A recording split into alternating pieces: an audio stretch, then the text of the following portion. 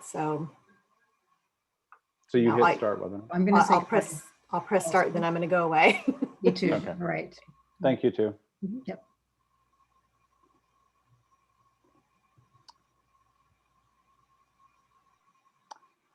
Hi, everybody, and good evening. Welcome to the DHI, that is UC Davis Humanities Institute book chat for the winter quarter. I'm Jaimey Fisher. I'm faculty in German and Cinema and Digital Media and the faculty director of the UC Davis Humanities Institute. The Humanities Institute is one of the leading advocates on campus for the arts and humanities and its essential value to higher education and life in general. We sponsor research in a series of programs that are oriented to a general public audience.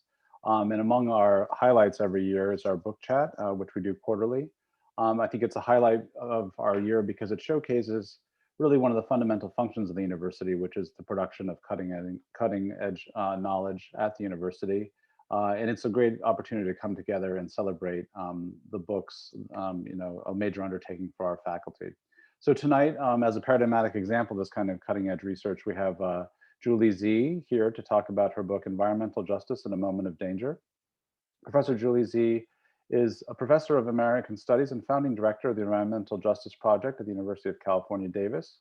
She has authored and edited 3 books and numerous articles on environmental justice and inequality, culture and environment, and urban and community health and activism. So our format this evening will be that I will ask questions for about 20-25 minutes of Julie about her book.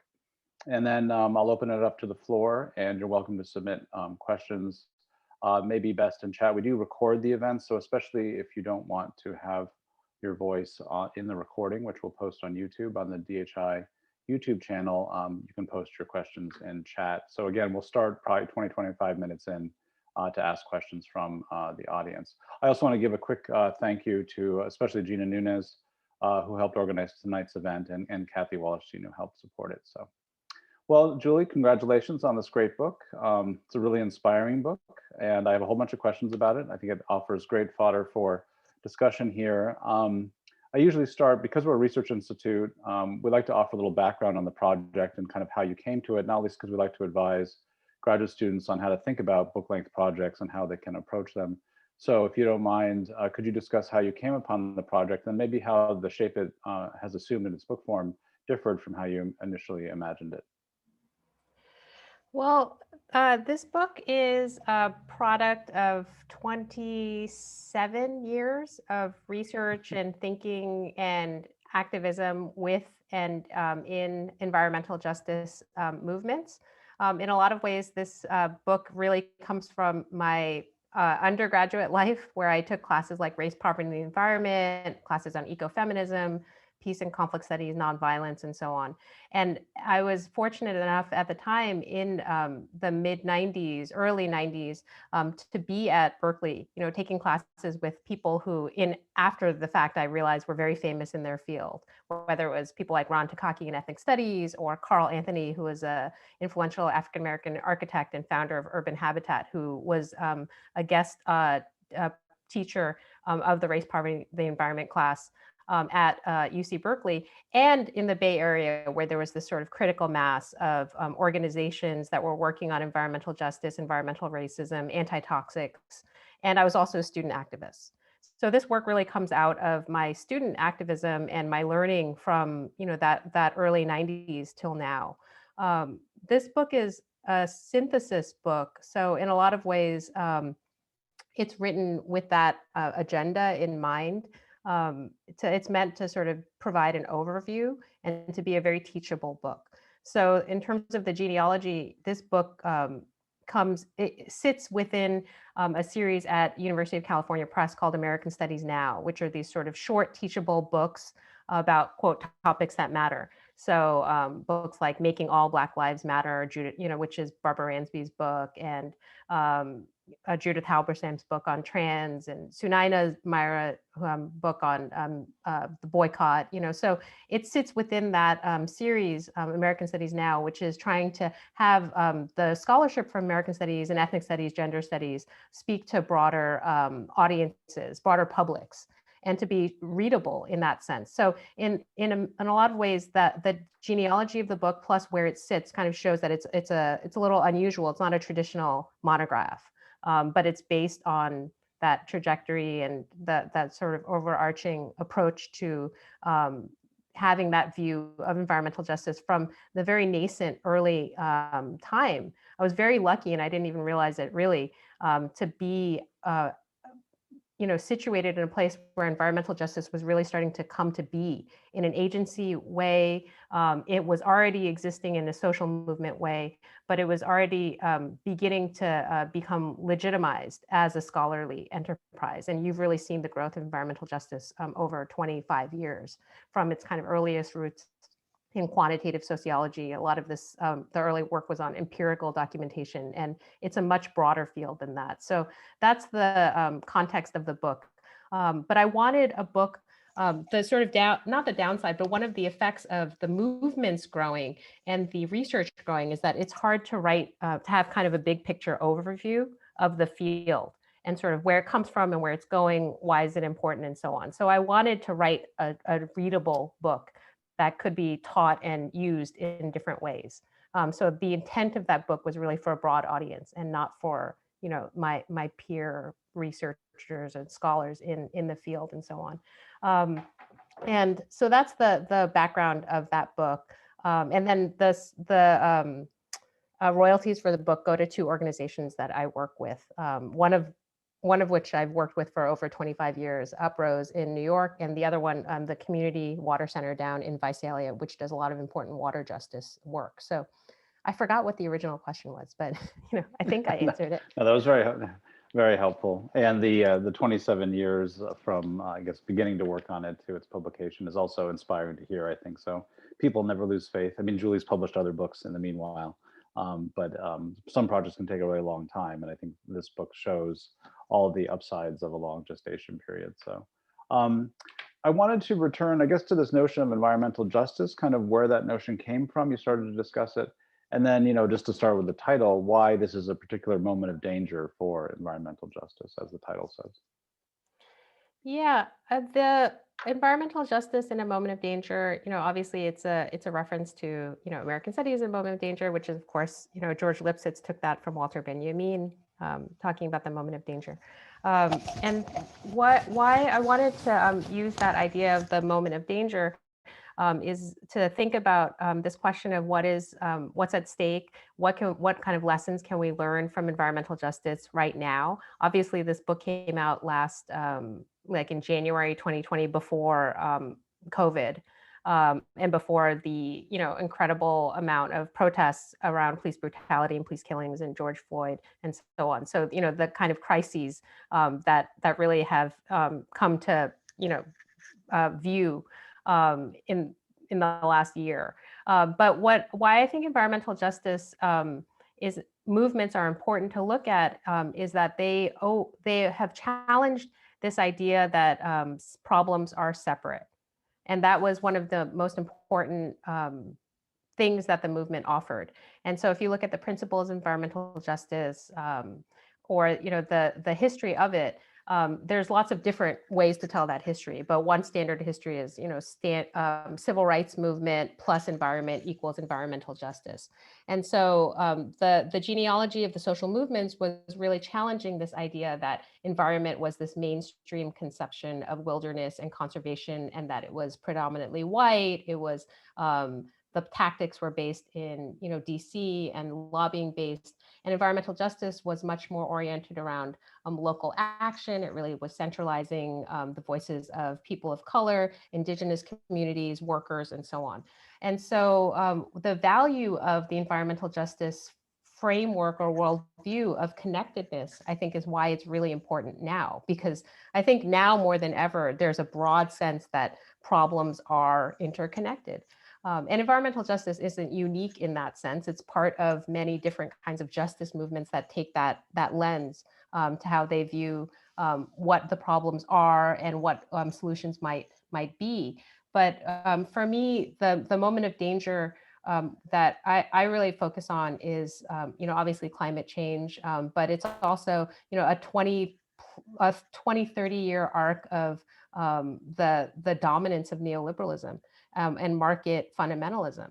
And what environmental justice movements have always done, whether you periodize them from the 80s, which is like the standard narrative of environmental justice, or you could say itself, you could say it could go much further. It could go back to the civil rights movement. It could go back to indigenous movements going centuries back, is to challenge the dominant narratives. And so I think that's why, for me, environmental justice movements have to be reappraised for what they can offer the moment that we're in now, which is really, we're in this kind of death throes of what the future will look like, and what kind of future, and whose future, and what's the role of, colonialism in shaping, the structures of capitalism and so on, sort of big questions like that. And, I think the environmental justice movements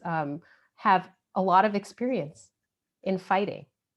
And those are stories worth telling. Yeah, I mean, I think your foregrounding of climate change, of course, makes sense. I think it's on everyone's mind. And you were talking about how it can seem pretty pessimistic in some ways. But one thing that really struck me about your book throughout is that it manages to be optimistic about the situation. I mean, it's clear-eyed about the reality of these crises, as you were saying. But I think you foreground from early on an optimism of the intellect, I believe you call it, kind of inverting the Gramsci phrase. I don't know if you could say a little bit about that, because I think that's one of the most inspiring things about the book. Yeah, the book really, I talk about non-naive hope and why we need to retain it, and why we need a forms of radical hope, and where we can look for it. And I actually think that environmental justice movements offer some of those stories of non-naive radical hope through the action itself. And so the chapters, just so people understand the structure, and this actually goes back to that question of like, when did you start the book? How did you imagine it? And so on. In some ways, because I have this 27-year, experience with environmental justice, I can see myself how people's knowledge about movements change. So when I was saying, in the early 90s, we were still working with transparencies. Like, people were still trying to show that there was a relationship between lead exposure and race and racism. And it was literally like transparencies, And so when I say empirical documentation, that's where the fights were. Is it true, that there was disproportionality? And if so, what might that be from? Now, I don't think that people have fights about empirical documentation. And so you can say something like Standing Rock or Flint or, Hurricane Maria, and people will understand. But also the timescale of the understanding it presents its own set of challenges, which the details of which, those campaigns become very fuzzy very quickly. So what I also wanted to do is sort of collect the amazing amount of work that, scholars and activists were already producing in real time around these kind of, to me, I think present iconic struggles around environmental racism and fights for environmental justice. So chapter 1 looks at Standing Rock and situates it within anti-pipeline struggles like Keystone and so on, and is really oriented around keywords of dispossession, sovereignty, and so on. Chapter 2 looks at Flint and the basically mass lead poisoning by a municipality and a state, a government sanction, and also connects it to the Central Valley region, specifically in the southern San Joaquin. And that chapter really looks at water justice and the politics of neoliberalism and privatization, because they're very clear cases, but they look really different in some ways. One is urban, one is rural, it's different populations and so on. And then the last chapter is focusing on Hurricane Katrina, which I think in some ways really is for me an opening moment for a lot of what we are living through and suffering with. And many people have always suffered, and many more people are feeling the suffering. I think that's what feels different about this moment. And that talks about Hurricane Katrina, but linking it to Hurricane Maria. I talk about climate justice in Kivalina, in Alaska, and that's the chapter that really talks about culture and cultural production and sort of narratives around environmental justice. And I think for me, the movements and the struggles have always had this incredible discipline around its critique, and also a capacious understanding of what the roots of the problems are. But there's also a joyous way of being as well. And I think, that what I wanted to do was to honor that. So my collaborator, Elizabeth Jean-Pierre, who's the leader of Uprose, and she's a major figure in the climate justice movement, she talks about, that the movements have to look like us, they have to sound like us, they have to eat, and, there has to be dancing, there has to be, kids and old people around, and, we can't just be people, around a table talking policy. I mean, that's not what movements are. Movements are cultural. You have to sort of want to, be a part of them as well. And, I think that's a lot of the significance, going back to, say, Standing Rock and sort of groundedness of a place. But then also, there was art camps there. There was ways in which food was being, cooked communally. And, what I found really interesting also was that, there was a lot of movement also between struggles. So there was, people would send sort of solidarity, camps of people who were impacted by water, by lead poisoning in Flint would go to Standing Rock, and some of those Standing Rock folks would go down to, post Hurricane Maria, Puerto Rico, and, vice versa. So there's this incredible movement in between the movements themselves. And, I wanted to not document it directly because, obviously I can't document all of that, but that to sort of put it all together and to have a frame so that it's kind of readable. So Right, yeah. the hope for me is in just in some ways just doing the narrating of what I find hopeful in those movements on the ground. No, I think that really comes across because I think that obviously these crises are, fundamental and extremely challenging, and I think it's one of the uplifting parts of the book, as I said. I often think and kind of teach that, when you're writing a paper or a book-length project, you have to have a kind of constellation of core ideas. And I think you've articulated very well and eloquently kind of what environmental justice means. Other kind of related ideas like ancillary race, environmental racism, for instance, and the importance of solidarity among the different movements themselves. I wanted you to elaborate on the notion of slow violence, because that seems to me really a crucial one in the book, and to underscore how people have become aware, I think, of the long-term violent effects of some of these decisions around environmental conditions and, the way neoliberalism will treat environmental context for people, especially of different races and different classes. So yeah, this notion of slow violence I thought was really a core one. I was wondering if you could say a little bit more about that. Yeah. Can you hear me? Sorry, Yep. it was you. Yep. Okay. So slow violence is a term from Rob Nixon, who's a literary scholar. And he talks about the sort of everyday accretive notions of violence that, it's sort of normalized and just there, as opposed to sort of fast, violence, I suppose. So I talk about it barely in the second chapter. So you could actually apply it to all of the, but that's why I put Flint with the Central Valley, because the reason why Flint was so egregious was because, unlike the other examples of policy racism, there's an actual start point, that you can identify, that you might, be following that, the governor was just indicted. So there's a start point, there's an agent, and you can say like that thing happened and then there was this effect. And that's not actually the way that, environmental pollution usually happens. It's usually sort of built onto itself. So if you contrast Flint with the Central Valley, there's this sense that, Central Valley is this, I'm talking about the Southern San Joaquin in particular, that's just the landscape. That's just the norm of the valley, but that's also been a product of, basically the transformation since, 1850 of what the valley looks like, and what's the environmental landscape, what's the economic landscape, what's the basically through industrial agriculture and so on.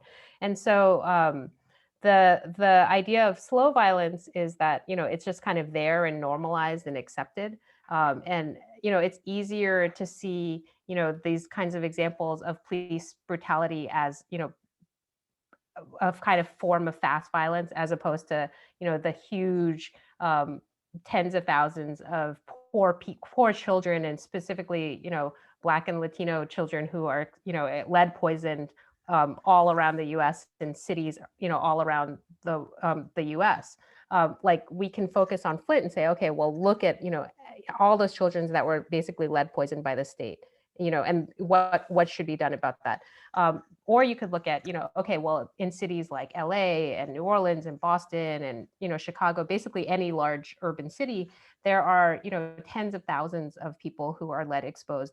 But, you can't really point to an agent, because it's things like, lead in the paint from like the early part of the century, or lead in gasolines, or that goes into the soil, and then that is ingested in the soil or through paint chips, and this question of like who's a renter and who's a property owner, and so on. And so both are difficult to deal with, but it's really hard to recognize the conditions of slow violence, because they just become normalized as the sort of the status quo of what those neighborhoods look like, or what the southern San Joaquin Valley looks like, as opposed to being, produced in particular place and time. So I think, that's why it was really important for me to not just do the chapter on Flint, but actually counterpose it with the Central Valley. No, I think that's, I had a later question about that. The structure of the chapters I thought was really elegant, to bring together things. It was true with Katrina and Maria as well, because there you have something that you saw as maybe initiating a new period back in 2005, and then a much more recent hurricane in Maria, I guess 2017, and put them in the chapter together to kind of contrast them. I thought it was really, eloquently done. So maybe one more question before we move to some audience questions. We did, I think you mentioned the book came out last January, and we did have a book chat planned for March, and I think it was right around the time of the lockdown. I remember and saw some of the email we had back and forth, and just the day before, I think we decided not to go ahead because of the lockdown and the question about public events at that point. And of course, that's one of the two major developments, I would say, at least two major developments, maybe three if you count the election, but Black Lives Matter, the George Floyd murder, the election, and then the pandemic. And I was wondering if particularly the pandemic has, changed your thinking or confirmed your thinking, because it does seem to have, obviously ushered in a number of changes in the culture. So wondering how now, through the prism of what's happened in the last 9-10 months, these case studies look. Yeah, it's interesting, because I do also remember that event. And I ended up doing another more public oriented event in the fall, with some of those, activist groups as well. So yeah, definitely, the pandemic, I think in a lot of ways, if there was any doubt about the environmental justice arguments about how things are connected, I think that is very challenged, by COVID. I think people really understand how deeply, problems are connected, and more importantly, how deeply those problems are tied to systems, like big system questions, which, it's one of those things where, in crises kind of lay to bear the politics. And in some ways, environmental justice came out of the, very real health and environmental violences that particular communities, mostly, people of color, but also indigenous communities, poor white communities, and so on, experienced. And I think one of the things that we've seen that's been interesting is the widening of that sense of vulnerability and that sense of crisis. And that's both, I think, because of climate change and more people understand, what's at stake, but also because of the wildfires, in California. There is a sense of, you can't kind of escape them. Do you know what I mean? And that sort of idea, I talk a little bit in the book about, this idea of I can't breathe, and of course that's what, Eric Garner said right before he was murdered by the police in New York. it's what George Floyd said right before he was murdered in Minneapolis. And, the New York Times did a report about this. I think they documented 170 examples of police killings where the person said, "I can't breathe." Do you know what I mean? And so again, that question of breathing and right to life, or right to continual, like right to exist, right to be, is challenged by, these forms of multiple violence, whether it's police brutality, the wildfires, or, I talk in the book about, Jamal Khashoggi, who was also murdered, and he said, "I can't breathe." And how, that idea of, and of course that, the original, they're not taking this from Fanon, but there's a version, there's a part of this quote from Fanon as well, and so the again, I think what environmental justice gives us is this sense of urgency, but also a way out of the urgency through the question of solidarity and the fight. Because I think, for a lot of people who maybe have never thought of their lives as particularly vulnerable, or as them not having agency, this is a challenging reality, right? Like whether because you have class, you've been insulated by class or race, from that sense of lacking agency in your life, that really is challenged by, obviously COVID, but also climate. So, I think many of us have seen the memes where they talk about like the COVID is this one crisis and climate change is this other crisis underneath it, and so on. So, and I think the question is, politically, what do we do with that sense of crisis? And, there's lots of different ways that can go. It can go into an eco-fascist route, or it can go into like environmental justice route. And, I'm sure there's more options than that, but, I'm just focusing on those, two. And so for me, I prefer the environmental justice solidarity, route than the despair, nihilism, or eco-fascist route. Great. Why don't we go to a question in the chat room from Liz McAllister. Thank you for sharing your thoughts and dedicated research with us. As a passionate expert, how have you found it effective to introduce these topics to people who might scoff at the term environmental justice? Yeah, it's interesting. I think that more people understand environmental justice and environmental racism as a term. And I think more people are interested in it. And I'll just give you a couple of examples. And this book actually was taught at a prison in a class that was half incarcerated people and half University of Oregon, like history or environmental studies.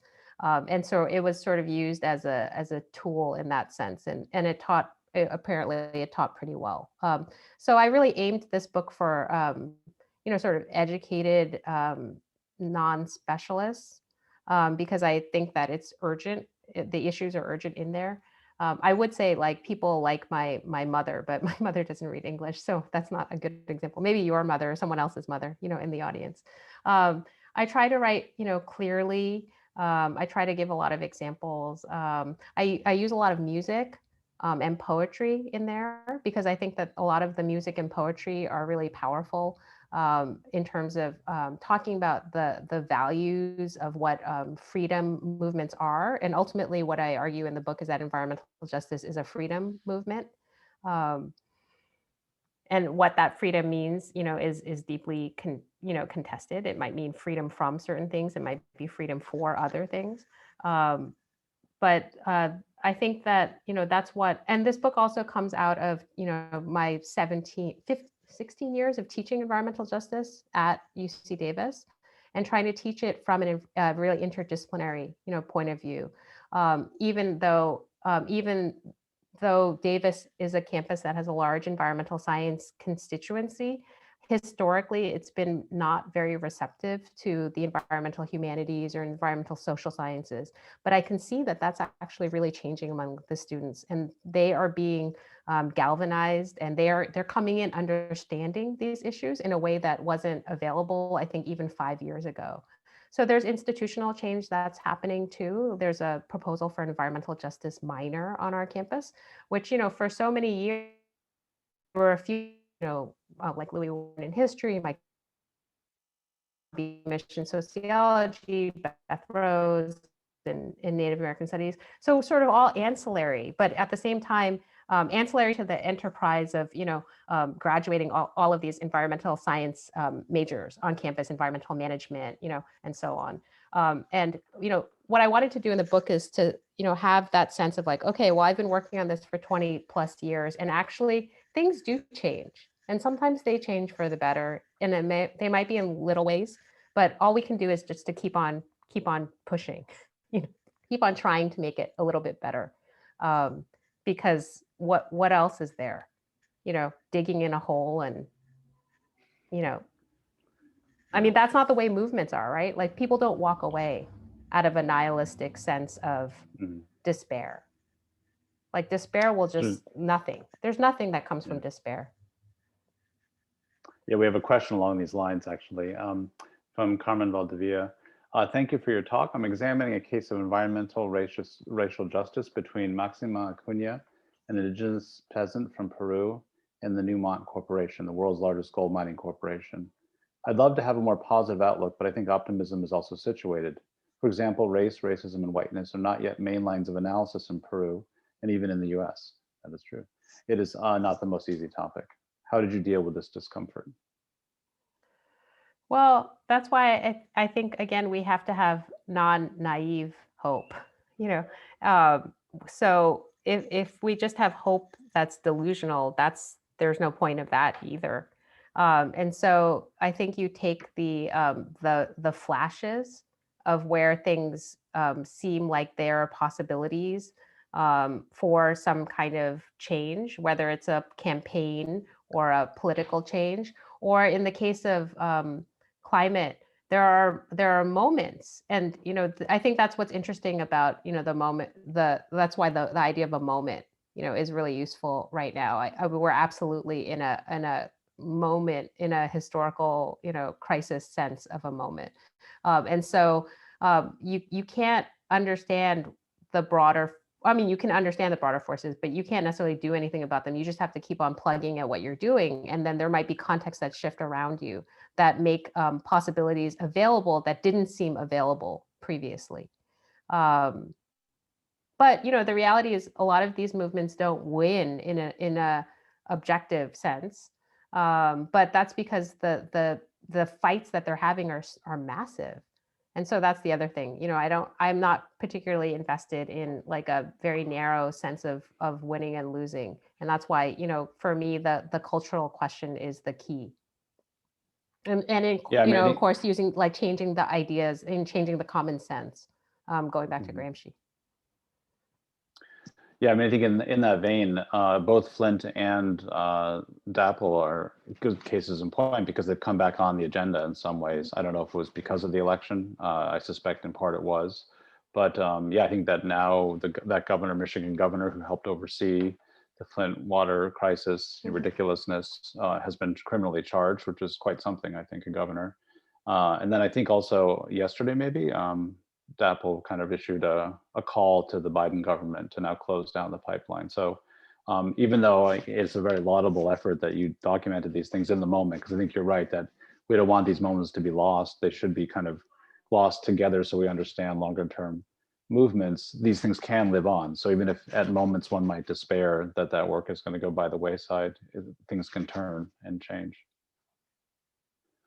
Go ahead, Dijon. I don't know if you want to speak to that. No, go ahead. One of the things I thought was really interesting about the book was the emphasis on movements and kind of, although you didn't put it this way, civil society. And I was wondering if you saw much change, over the years and over the course of the Trump administration, because you were, I think, writing during the Trump administration about the role of movements. And if you think, maybe that's another area where one could be a little bit hopeful. Yeah, this was, in some ways, I don't know if I wrote this book to try to convince myself. We all do. So I think that I'm definitely not invested in this, a rescue narrative right now. Do you know what I mean? But from a policy making standpoint, what it's going to take a lot to repair, the particular egregiousness of the past 4 years. But obviously, in some ways, Trump was useful in that it really brought out a lot of, dynamics and realities and histories that just it was really easy to sort of not see them. It was definitely not easy to not see them for some people. Obviously, some people have always seen them and have always known that. But for, I'll, just to give you an example, in my intro to American Studies class, I've always taught about the KKK and I've always taught about white supremacy. And for all of, the time under Obama, like I always had students be like, well, why are we learning about white supremacy? And why do we need to learn about the KKK? That's not a thing that we have to engage with. Do you know what I mean? This is not real anymore. And so in some sense, I mean, I would never say that like Trump was good in any way, but it made the arguments that, American studies, ethnic studies, gender studies, indigenous studies scholars have been making much more clearer to many more people who, of course, were always implicated in these systems of domination, violence, capitalism, and so on, but never really named it as such. And so in that sense, the unveiling of that system of violent order making was useful. So anybody who follows any of this or understands any history, like it made perfect sense. What happened at Standing Rock. Once Trump came into power. I think it was like his first executive order. And then, it was shut down. I mean, and also just the language and how it sort of culminated. I mean, it made perfect sense that he started with Standing Rock and sort of ended up with this, this 1776 commission and so on, so I forget what the question was. I diverged because I always like to tell the story about the KKK and white supremacy because for 8 years, I had to deal with that in my evaluations. Oh, that's an important one. Yeah.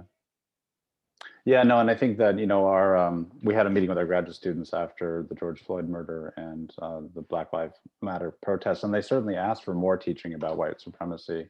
In the German department, obviously, it is on the curriculum, but I think that it really did underscore the need for that kind of teaching and that kind of clear-eyed approach to the particularities of American culture, which I think come out really well in the book too. So.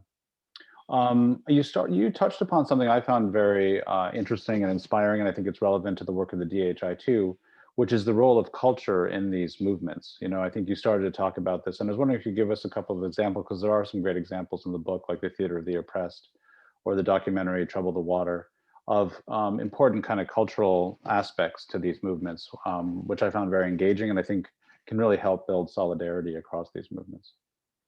Yeah, and I've been really interested in the work of, there's a coalition called the Climate Justice Alliance, and the two co-chairs, one of them is Elizabeth, who I talked about, the other one is Mateo Nube. I haven't had a chance to speak with him yet, but he's part of a group called Movement Generation that's based in the Bay Area.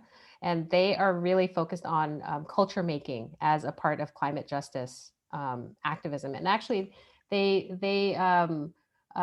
did a web series called The North Pole, which was screened on this campus a few years ago, but there's actually 2 seasons of it.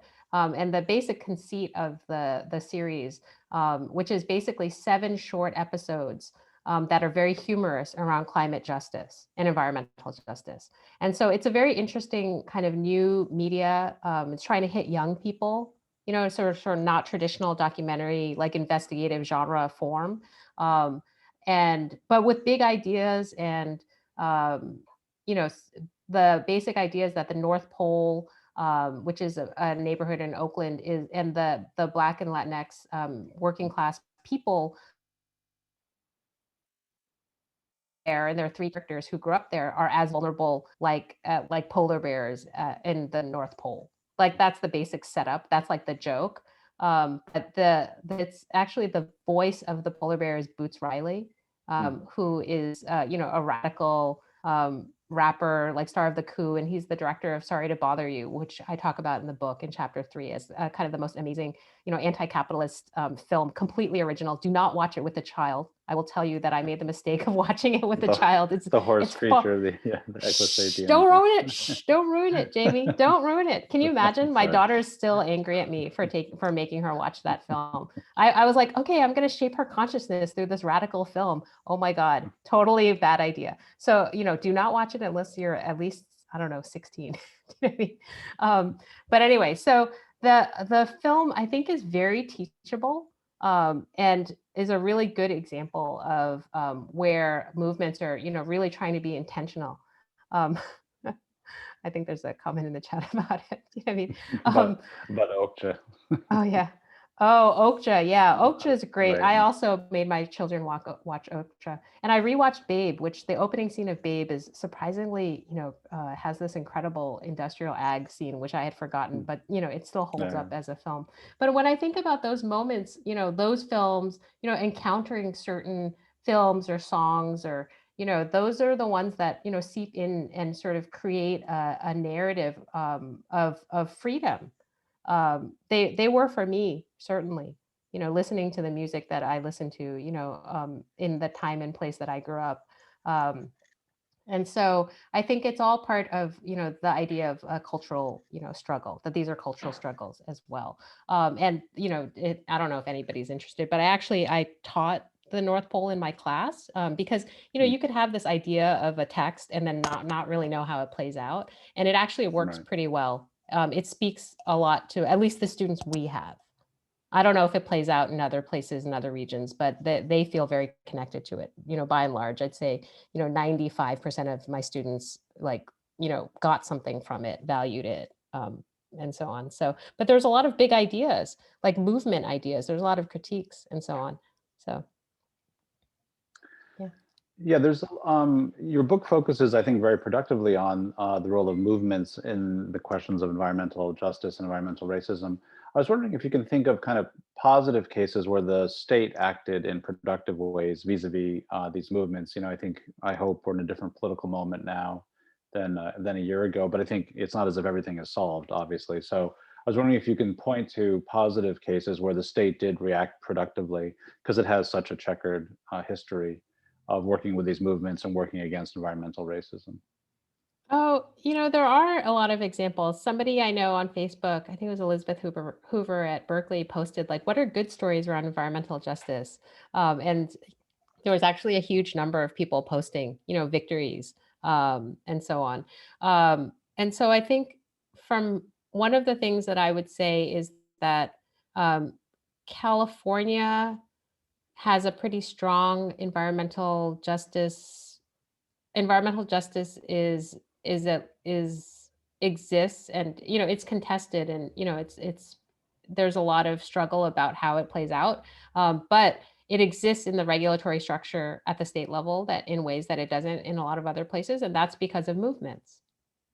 And so then you have people who are staffers who are trying to sort of figure out what this means and so on. So I think that there's lots of really good examples of where like agencies are trying to work this out. I mean, just recently I am involved as I'm on the science advisory committee for the Delta Stewardship Council, and that was very interesting to me because I did some work on the Delta like 10 years ago, and that was not possible. Like I could not have imagined a social scientist, in that context, I'm a social scientist, I'm not a humanist, and an environmental justice person on that Delta, the Science Advisory Council, because, there is a recognition both from movement pressure, but also broader sense that, these questions of sustainability, these questions of climate have to be brought to bear, when you're looking at something like a complex ecosystem.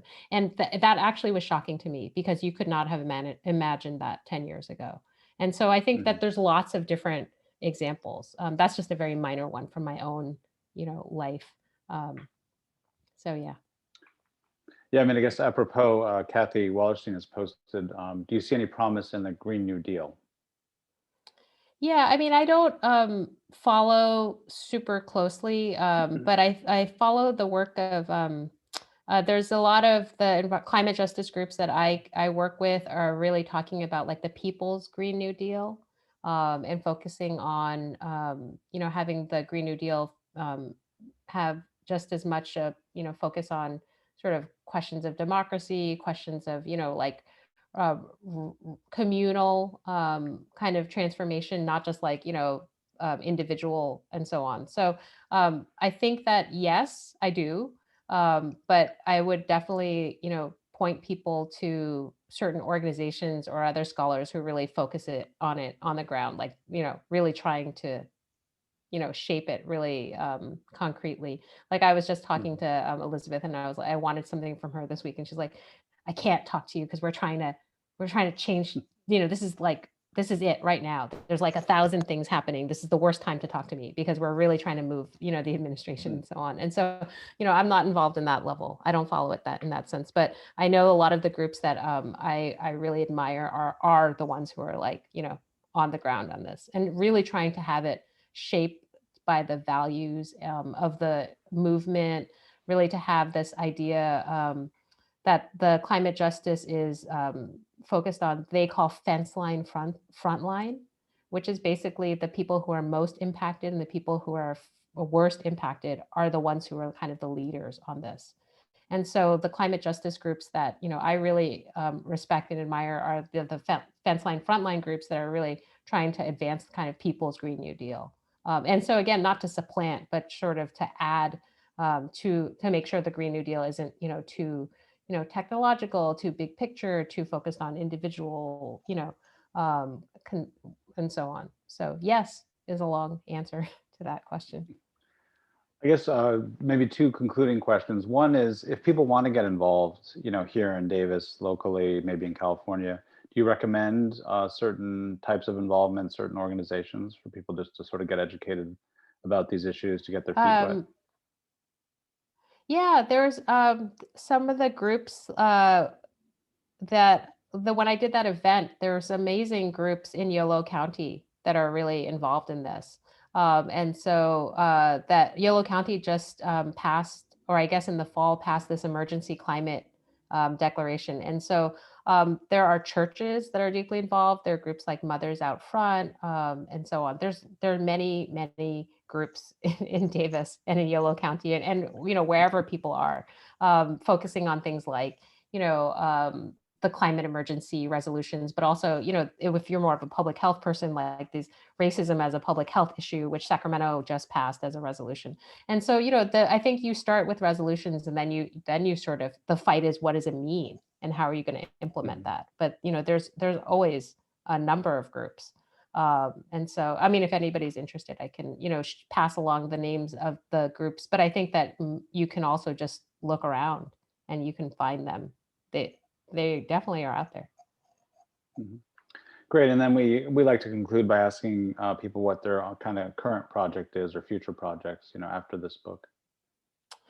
Yeah, I want to write a short book on climate justice, actually, for the exact things that I was talking about before. I think climate justice is kind of like environmental justice or sustainability or resilience, where it's one of these terms that, people get really like just become very heavily adopted, but then adopted, there isn't necessarily a strong sense of what that means. So I want to talk about what climate justice means from the standpoint of like fence line, front line. And I want to talk about it in relationship to, as again, a freedom movement. And in that sense, I want to think about using decolonial frameworks to think about movements that seem like they're separate, but actually I think climate justice kind of bridges between these various kind of abolitionist fights. And so abolitionist fights around like decarceration and also demilitarization, decarbonization, and human animal hierarchy. So that's the next project. But I haven't really sketched out yet.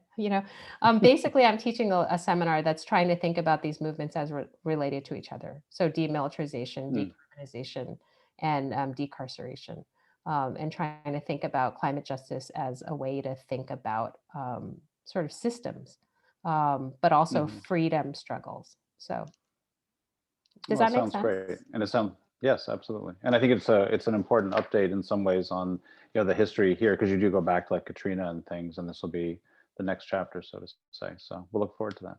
Well, thanks again, Julie, for doing this. Congratulations Sure. on the book. Thank you. And thank you, everybody, for coming and for your great questions. Check the DHI website for upcoming events. We have a whole bunch coming up in the winter and spring, including a series of events on Sacramento and changes in Sacramento. So thanks, Julie. Take care. Thanks. Thanks for doing Bye. this. Bye-bye.